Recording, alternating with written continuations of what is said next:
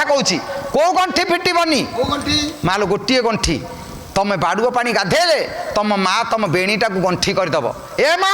ଏ ଗଣ୍ଠି ଫିଟେଇବୁନି ଯଦି ସ୍ତ୍ରୀର ଗଣ୍ଠି ଦିନେ ଫିଟିଯାଏ ତାହେଲେ ସ୍ୱାମୀର ଗୋଟିଏ ଦିନ ଆୟୁଷ କମିଯାଏ ଶାଶୁ ବସିଥିବ ବୋହୁର ଯଦି ଚୁଟି ମୁକୁଳା ଥବ ଏ ମା ଚୁଟି ବାନ୍ଧି ଦିଏ ମୁକୁଳା ରଖେ ଭଲ ନୁହଁ ଚୁଟି ମୁକୁଳା ରଖେ ନା ଦ୍ୱିତୀୟ କଥା ପାଦର ପାଉଁଜି ଝିଡ଼ି ଯାଇଛି ପାଉଁଜି କିଣିବାକୁ ପଇସା ନାହିଁ ଅଭାବୀ ଦୁନିଆ ଗରିବ ସମାଜର ଝିଅ ପାଉଁଜି ପିନ୍ଧିନି ଶାଶୁ ତାକୁ ବାକିଦେବ ମା ସୂତା ଟିକେ ବାନ୍ଧି ଦେଉନୁ ଖାଲି ପାଦରେ ରଖେନି କାହିଁକି ନା ତା ପୁଅର ଆୟୁଷ କମିଯିବ ପୁଅର ଆୟୁଷ ଜଗିବାକୁ ବୁଢ଼ୀ ବୋହୂକୁ ବତଉଛି ସୂତା ଟିକେ ବାନ୍ଧି ଦିଏ କିନ୍ତୁ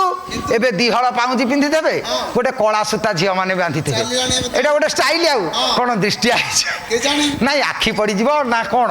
ଇଏ ଯୋଉ ଷ୍ଟାଇଲ କର କାହିଁକି ମା କର ବେକାର ପ୍ରହସନ କିନ୍ତୁ ମା ଖାଲି ପାଦରେ କେବେ ରହିବନି ତମ ସ୍ୱାମୀ